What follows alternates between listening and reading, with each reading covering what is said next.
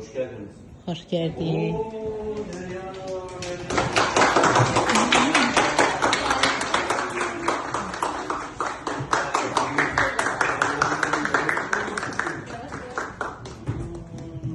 Adinde mübarek Deryan'ım.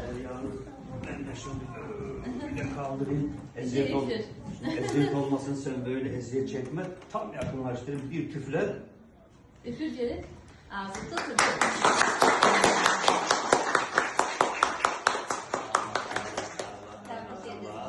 Deryanur'u tebrik ederiz. Deryanur, güzel Deryanur'umuzu tebrik ederiz. Ama Deryanur, bence bu ablaların hamısı böyle hevesle gözlüyorlar ki bu tortu yesinler. Biz onlara diyelim ki avucunu yalayarız, Bu tortu biz paketine koyuyoruz, Deryanur'a veririk. Deryanur akşam evde dersten sonra neneyle böyle atıştırsın Deryanur. Burada kesin, karşıyla.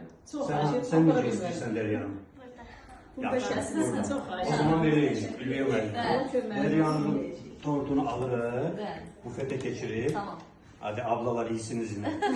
Tüm ablalar vesaire hamısı böyle dilim değil.